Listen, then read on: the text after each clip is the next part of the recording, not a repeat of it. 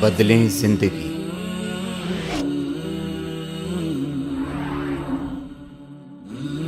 زیتون T V. حضرت والا نے اس میں یہ ارشاد فرمایا کہ غیبت دیکھنے کو تو ایک گناہ ہے، لیکن حقیقت میں یہ غیبت باطن کے بہت سے گناہوں کا مجموعہ ہے۔ ایک جملہ جو غیبت کا بولا تو بظاہر تو ایک جملہ تھا اور وہ گناہ ہو گیا، لیکن حقیقت میں باطن کی بہت ساری خرابیاں ہیں جو اس کے اندر پوشیدہ ہیں، اور اس کی وجہ سے یہ بہت سے گناہوں کا مجموعہ ہو جاتا ہے۔ چنانچہ فرماتے ہیں کہ ایک تو بات یہ ہے کہ غیبت عموماً حب جاہ سے پیدا ہوتی ہے،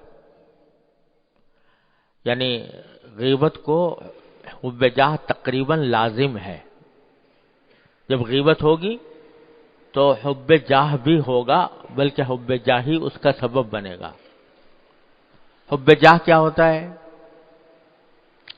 وہ حب جاہ اس کو کہتے ہیں کہ اس بات کی خواہش اور اس بات کی کوشش کہ دوسرے مجھے اچھا سمجھیں، دوسروں پر میرا ایک تسلط ہو، دوسروں کے دلوں پر میں چھا جاؤں، دوسرے مجھے بڑے مرتبے والا سمجھیں کہ اس کا درجہ بڑا ہے۔ تو دوسروں کی تعریف، دوسروں کے دل پر اپنا تسلط جمانے کی خواہش، یہ حب جاہ ہوتی ہے۔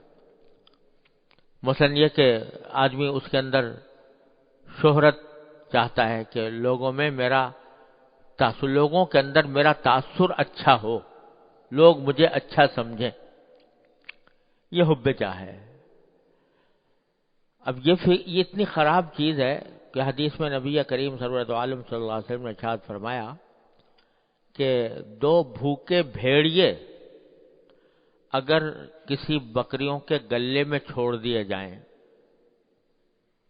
بکریوں کا گلہ ہے اور دو بھوکے بھیڑیوں کو اس میں آزاد چھوڑ دیا جائے، تو وہ جتنا فساد مچائیں گے اس بکریوں کے گلے میں، یعنی جتنی تباہی مچائیں گے، اس سے زیادہ انسان کے دین پر تباہی لانے والی دو چیزیں ہیں، ایک مال کی محبت اور ایک جاہ کی محبت، یعنی دوسروں پر اپنا تسلط جمانے اور دوسروں کے اندر مشہور ہونے اور دوسروں کو اپنا قائل کرنے اور مداح بنانے کی فکر۔ تو یہ جب انسان کے دل پر چھا جاتی ہے تو وہ اس کے دین میں اتنا فساد مچاتی ہے جیسے کہ بھوکا بھیڑیا بکریوں کے گلے میں گھس کر بکریوں کو کھائے گا اور فساد مچائے گا، اس سے زیادہ فساد یہ چیز مچانے والی۔ تو اسی حب جاہ کا ایک نتیجہ یہ ہوتا ہے کہ وہ دوسرے کا مذاق اڑاتا ہے، دوسروں کی برائی کرتا ہے لوگوں کے سامنے، تاکہ لوگ جو ہیں یہ سمجھے بھئی یہ بڑا پاک صاف آدمی ہے۔ تو دوسروں کے اوپر اپنا سکہ جمانے کی خواہش، اس کو حب جاہ کہتے ہیں۔ اور ہمارے حضرت والا حضرت عارفی قدس اللہ تعالی سرہ فرمایا کرتے تھے کہ یہ ایسی بے بنیاد چیز ہے حب جاہ کہ اس کا سارا تعلق، سارا بھروسہ دوسرے پر ہوتا ہے۔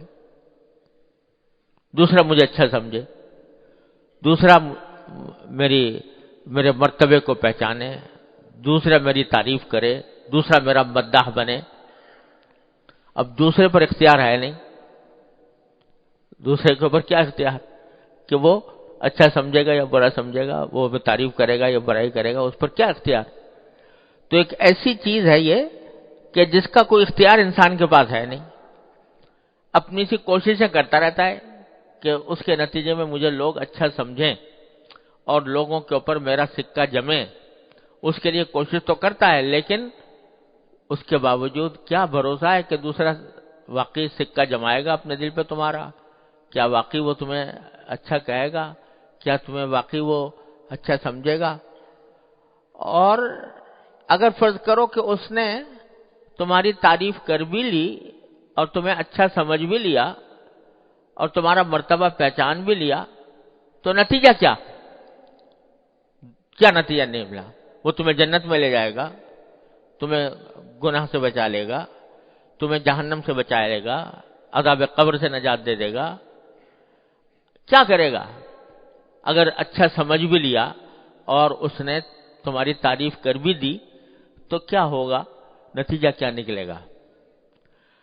تو حضرت فرماتے ہیں، اللہ تعالیٰ ان کے درجات بلند فرمایا کرتے تھے کہ آدمی ذرا سا اگر یہ سوچ لے کہ اگر دوسروں میں میری مقبولیت ہو بھی گئی، شہرت ہو گئی، مقبولیت ہو گئی، لوگوں پر میرا سکہ بیٹھ گیا، تب بھی کیا ہوگا؟ آخر میں جا کر کیا نتیجہ نکلے گا؟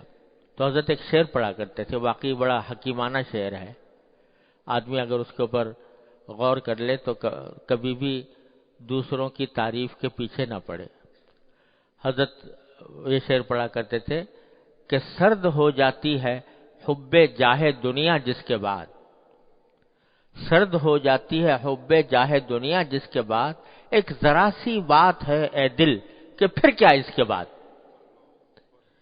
ایک ذرا سی بات ہے اے دل کہ پھر کیا اس کے بعد۔ یعنی اگر یہ سوچ لے آدمی کہ اگر سارے مخلوق جو ہے فرض کرو میری تعریف کر رہی ہے اور مجھے اچھا سمجھ رہی ہے، بڑا سمجھ رہی ہے، اس کے اوپر میرے قابلیت کا سکہ جمع ہوا ہے، میری سخاوت کا سکہ جمع ہوا ہے، تو ہوگا کیا اس کا نتیجہ؟ پھر کیا اس کے بعد؟ اللہ بچائے۔ تو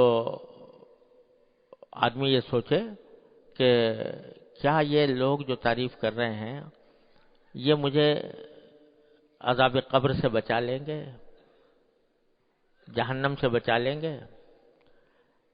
اگر فرض کرو یہ تو تعریف کرتے رہیں اور وہ بہت تمہاری اچھائی بیان کرتے رہیں اور اللہ بچائے قبر میں جا کے پٹائی ہو رہی ہو، تو کیا نتیجہ اس تعریف کا؟ اور حدیث میں آتا بھی ہے کہ بعض اوقات ایسا ہوتا ہے کہ کسی شخص کا انتقال ہوتا ہے، وہ اللہ تعالیٰ کے ہاں مبغوض ہوتا ہے، وہ بندہ، اس کا انتقال ہوتا ہے، تو اس کے جو پیچھے رہنے والے ہیں وہ اس کو رو رو کر کہتے ہیں کہ یہ بڑا سردار تھا، یہ بڑا خوبیوں کا پہاڑ تھا، وغیرہ وغیرہ، اس کی تعریفیں کر رہے ہوتے ہیں۔ اور قبر میں اس کو عذاب ہوتا ہے اپنے اعمال کی وجہ سے، اور جب عذاب ہو رہا ہوتا ہے تو جو لوگ کہہ رہے ہیں کہ یہ بڑا سردار تھا، تو فرشتے اس کا ایک اور لگاتے ہیں اور لگا کر کہتے ہیں کہ تو ہی تھا وہ سردار۔ اور وہ کہہ رہے ہوتے ہیں کہ یہ خوبیوں کا پہاڑ تھا، تو فرشتے اور لگاتے ہیں اور کہتے ہیں تو تھا وہ خوبیوں کا پہاڑ جس کو یہ لوگ کہہ رہے ہیں۔ تو ایک ذرا سی بات ہے اے دل کہ پھر کیا اس کے بعد؟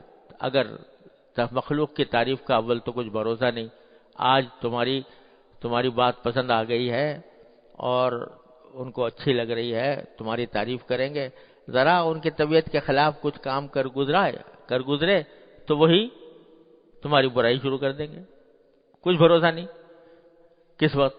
تو ایسی چیز کے پیچھے پڑنا جس کا سارا دار مدار دوسرے پر ہے، اپنے اختیار سے باہر ہے، اس کے پیچھے آدمی پڑے اور اس کی وجہ سے اپنی آخرت تباہ کرے اور گناہوں میں مبتلا ہو، یہ کتنا بڑی بے وقوفی اور حماقت ہے۔ تو اس لیے یہ حب جاہ اتنی بڑی اور اسی حب جاہ کا حضرت فرماتے ہیں کہ یہ شاخسانہ ہوتا ہے غیبت، کیونکہ غیبت عام طور سے جب آدمی کر رہا ہوتا ہے کسی مجلس میں تو وہ اپنی ایک شان بنا رہا ہوتا ہے کہ بھئی دیکھو دوسرے کی برائی ہو رہی ہے اور میں گویا اس برائی سے پاک ہوں، تو دیکھو وہ آدمی اتنا برا ہے اور اس کے مقابلے میں میں اچھا ہوں، لہذا یہ چاہتا ہے کہ میری اچھائی کا سکہ جمے لوگوں کے دلوں کے اوپر. تو حضرت فرماتے ہیں غیبت گناہ جاہی ہے، یعنی جاہ کی محبت سے پیدا ہوتا ہے. اور اس کا ایک لازمی حصہ یہ ہے عجب. عجب کہتے ہیں اپنے آپ کو بہت اچھا سمجھنا، اپنے آپ کو پاک سمجھنا، اپنے آپ کو بہت اچھا سمجھنا، یہ عجب کہلاتا ہے. اور یہ بھی باطن کا ایک بہت بڑا گناہ ہے.